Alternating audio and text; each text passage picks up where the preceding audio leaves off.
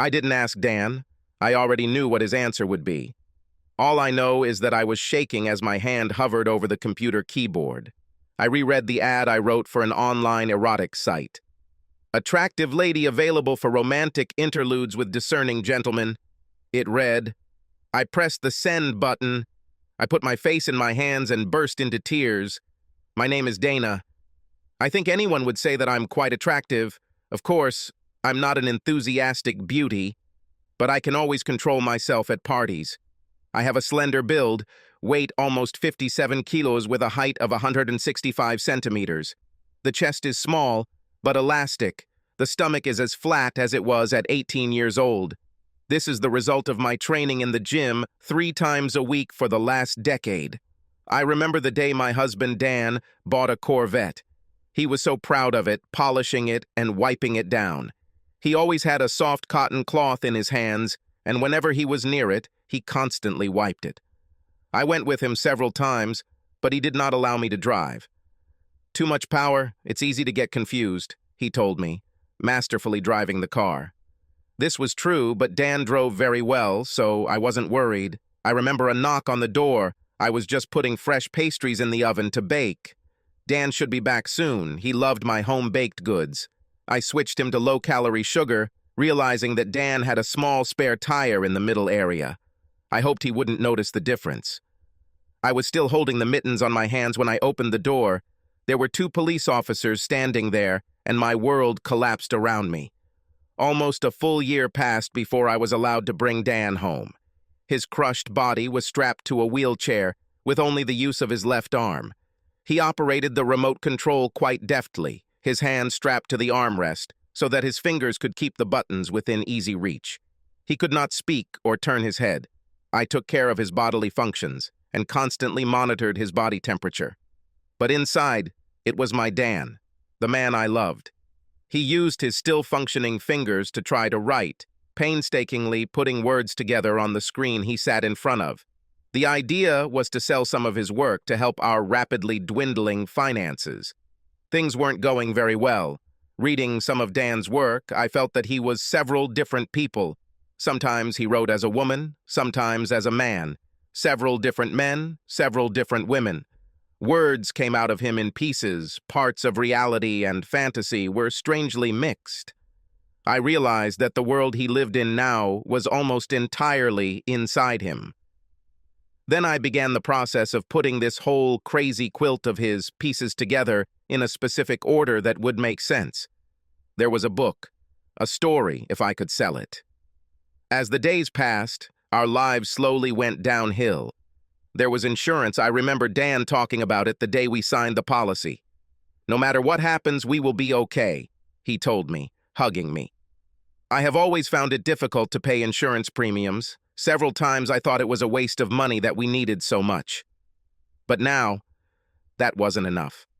I realized that nothing is ever enough. Most of the medical expenses were covered. But what about life and living expenses? 90% of all medical expenses. 1 point read. It sounded great, except for the first $10,000 we paid, a deductible to keep the policy affordable. In addition, his accounts exceeded $1 million, and they grew. In just 2 short years, I was behind on my house payments. Our tiny savings account that we added $100 every month to see us through until retirement, long over. I even sold our new minivan and bought an old Dodge. State disability is a benefit, it helps, but nothing more. I couldn't work full-time, and Dan needed constant care to maintain his body temperature and take care of his other needs. It was possible to leave for a few hours, but nothing more. Of course, I tried to hire someone to help, but my secretarial skills limited my potential income. A caregiver cost more than I could earn. Plus, try to get hired somewhere with a disabled husband, hoping for company insurance. Well, yes, of course it will work. Now the bank wanted to take our house. The nice man who came to talk to me was very sorry, but then he looked me up and down with a grin and said that we can think of something. I understood what he meant. Eventually, it came to this. We were $2,000 behind schedule every month. I returned to caring for Dan. There was nothing to do but wait. I wasn't sure that anyone would be interested in a 32-year-old housewife. But we didn't have to wait long. When I opened my email, I saw a dozen replies. Several of them were downright rude. Only one seemed normal to me. He introduced himself as Carl. I responded by sending a photo of myself taken on the beach in a conservative swimsuit. I received a response almost instantly, and after several surprisingly polite emails, we set a date to meet in the lobby of a local hotel. I was scared to death as I got dressed in my best black evening dress with a drop-off shoulder on one side and a slit down the sides to mid-thigh. I carefully cut my hair, powdered my hair, and did my makeup and hair. After thinking about sexy lingerie, I realized it wasn't necessary. After spending some money we couldn't afford, I ordered a taxi. I didn't want Carl to know what I was driving, partly because the car was cheap, and partly so I couldn't be traced to my home. My sexual experience thus far had been limited to a few encounters in the back seat of a car in high school and a few short-term flings in college. Then I met Dan, a wonderful and gentle lover. We fell in love. We were so happy. But Dan wasn't into wild sex. We were, well, normal. Therefore, I had absolutely no idea what to do or what to expect from the man I was about to meet. "Looking good, lady," said the taxi driver, dropping me off at the hotel. I didn't answer. Plucking up my courage, I entered the hall. Letting my eyes adjust, I looked around for Carl. Not seeing him, she headed to the bar and ordered a soda. Several minutes passed before I saw him. He also looked around. Noticing me, he approached. "Of the day?" I turned around, giving him my best forced smile. He was about 50 years old, tall and well-dressed. Gray hair was visible at his temples, but the smile on his face calmed me a little. "You are much more beautiful than in the photograph." "Thank you," I replied, trying to hide my nervousness. "Maybe we can retire to my room." It was fitting. I finished my soda and stood up. His room was located very high up. I looked around when he opened the door. It wasn't cheap. For some reason, this helped. "Music?" "Certainly." I found a sofa and settled down on it as the soft sounds of a female singer filled the air. He joined me on the couch and handed me an envelope. I almost made the mistake of asking what it was for, but then I realized that it would contain the $500 I asked for. I didn't open it to count it. Then I realized that he was looking at me expectantly. I don't know what I expected to happen next. Small talk, perhaps seduction. "What would you like?" I asked. He looked at me strangely. "Could you take off your clothes for me?" I hesitated. He looked at me strangely again. "Have you ever done this before?" "No." I burst into tears. I couldn't help myself. He hugged me and waited for me to stop. He looked awkward. "Look, we can just—" "No, I have to." She quickly stood up and pulled the strap off her shoulder. I unzipped and pulled down the dress. I was naked underneath. Carl smiled and looked down at me intently. I fought the urge to cross my arms over my chest and cover my groin with my palms. She just stood there and waited, letting him watch. He took his time and seemed to like what he saw. "I assume you will give caresses to my manhood below the belt?" "Yes." I knelt in front of him, struggling again. I had only had minor attempts with Dan and was completely at a loss as to what to do. Reaching towards the front of Carl's trousers, I managed to loosen the waistband and undo the top button. Then, lightning. I reached to each side and pulled, my movements not graceful. He lifted his hips to help me, a funny look on his face. Expecting great excitement, I was surprised to find virtually no signs. Reaching out my hand, I began to excite his male instrument. Easier. Tease him. I mumbled something and continued, trying to keep my teeth at a distance. I read about this somewhere. Finally, he got horny and grew a lot. Looking up, I saw his eyelids flutter. I realized that he could reach climax. Carl reached down and stopped me before this happened. He pulled me towards the sofa and then pressed me from behind. He started feeling me, touching my breasts and kissing them. It seemed to me that my body was beginning to betray me. I felt how excitement was flooding me. I wanted to scream, but I couldn't. Carl's hand dropped to my groin area. Then I just relaxed and let him. I knew he could sense my arousal, and the thought made me blush. Then he took me. At first, my body seemed to shrink, but then I took a deep breath. I did it. I let it happen. I felt him pause to regain control. He was stretching out time, I knew. I was struggling to hold back my climax and was losing the battle. I fought to keep my mind focused on Dan, what this was for him, for us, not for me. Then all I could do was feel the sensations. My body, untouched for over a year, was burning. I know, I screamed as the first wave rolled over me, quickly followed by the second. I no longer allowed myself to be taken, I gave back. Then I felt Carl shudder. I realized that he had reached climax. Then I remembered the condoms I bought. They were still in my purse. Stupid of me. Carl exhaled and leaned back on the couch. I jumped up and went to the bathroom, washing off everything I could. God, that's the kind of professional I am, I thought. Returning naked to the living room, I reached for my dress. Carl sat there, also naked, and studied me while I changed my clothes. There was a satisfied expression on his face. "It was unusual," he said. "Thank you," I muttered. "You will master this. I guess this shows that I don't—" My voice trailed off. "Yes, it was fun. Do you have a business card?" I didn't have one. Finding a piece of paper, I wrote down my number. "I have several friends who would be interested in you," he told me. I simply nodded. "Not many of you girls are real." He grinned. "Good night," I told him, actually blushing as I headed for the door. On the way to the elevator, I counted the money in the envelope. Yes, $500. I put them in my purse. I caught a taxi on the street. The driver looked me up and down as I sat down.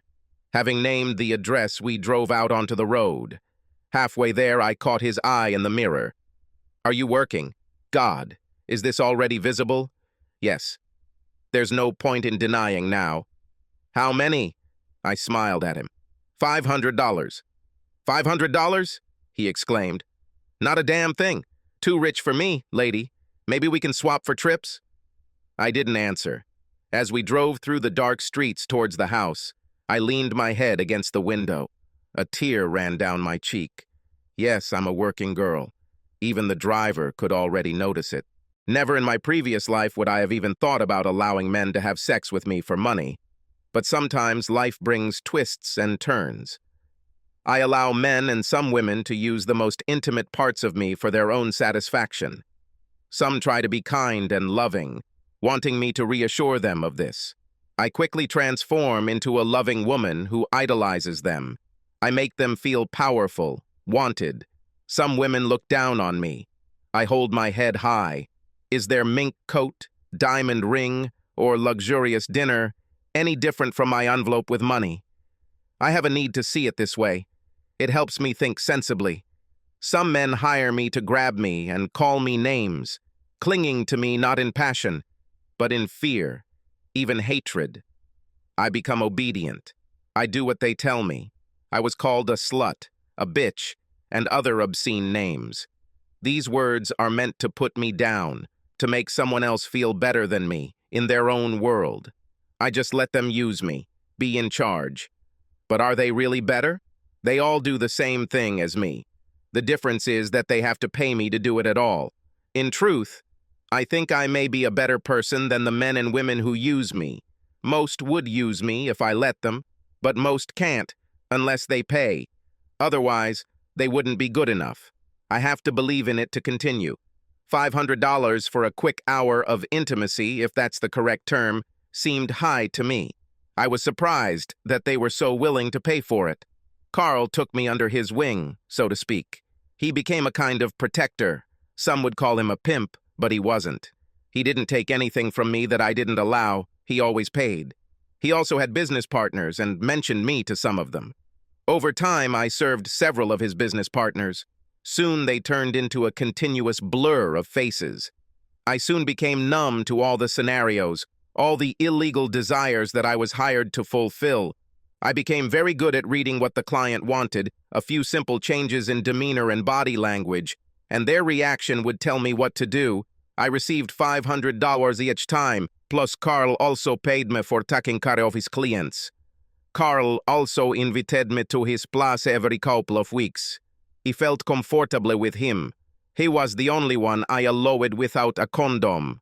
The first time I simply forgot him. After that, the need disappeared.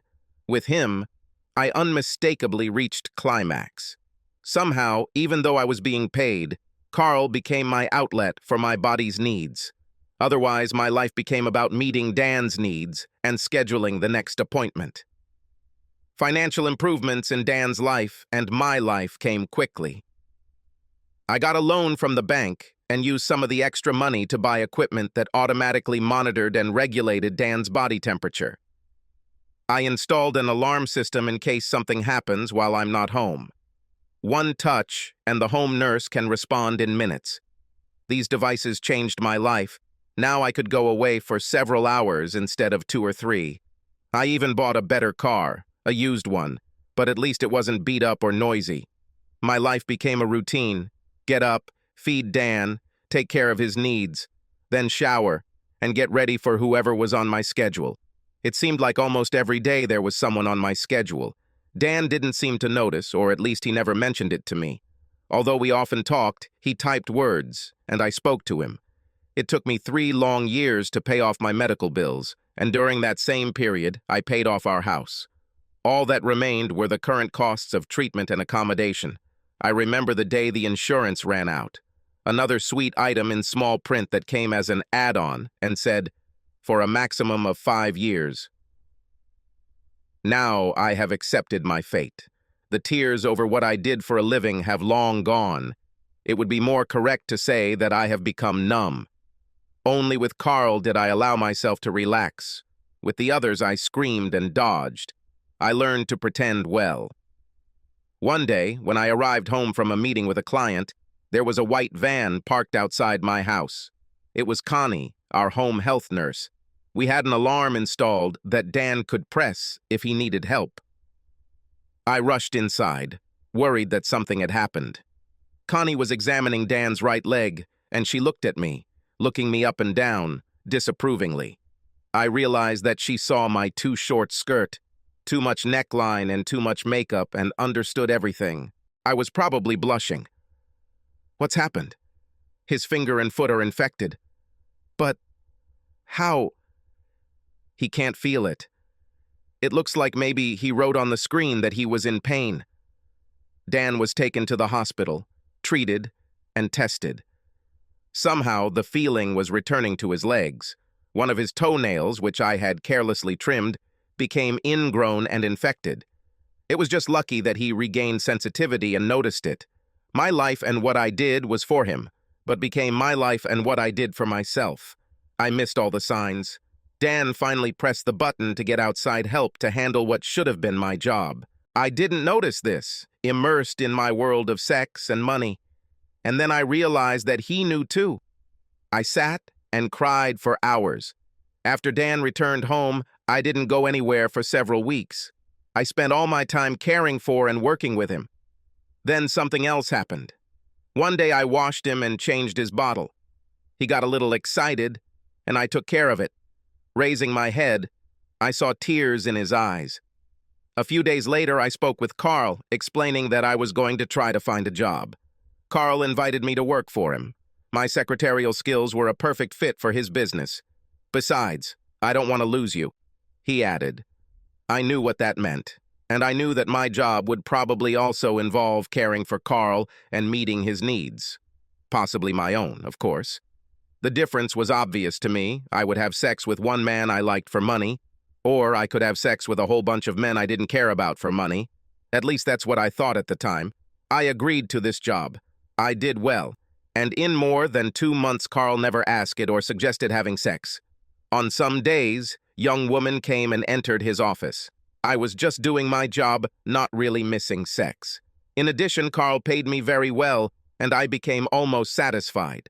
My own desires took a back seat as my mind was occupied with all the new aspects of working full-time. One day I was typing up a series of sales reports on one of Carl's product lines when he called me. I grabbed my notepad, getting ready to write down the letter. "You won't need this," he said as I entered his office. "What?" And then I understood. Probably, somewhere in my fantasy world, I, again, became Dana, a conservative housewife. I put the notepad down and took a deep breath. Then I let a smile cover my face, preparing for what I thought would happen next. "Please sit down. I need to ask you something." Confused, I sat down. "Tonight, 3 clients are coming to my city. They will stay here for several days." I tried my best not to react. "They are Japanese, and they asked for personal entertainment?" The last question was, I knew what he wanted. "They asked you?" "Certainly."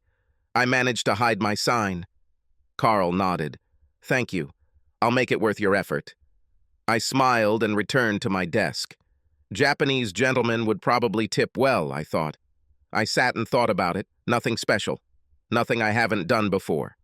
But I knew I didn't want this. I wanted to be at home with my man, living like the sweet conservative housewife I used to be. But I've already calculated that we're behind on the bills again. It's time to go to work. Yes, you can't know what this life is like until you live it like I did.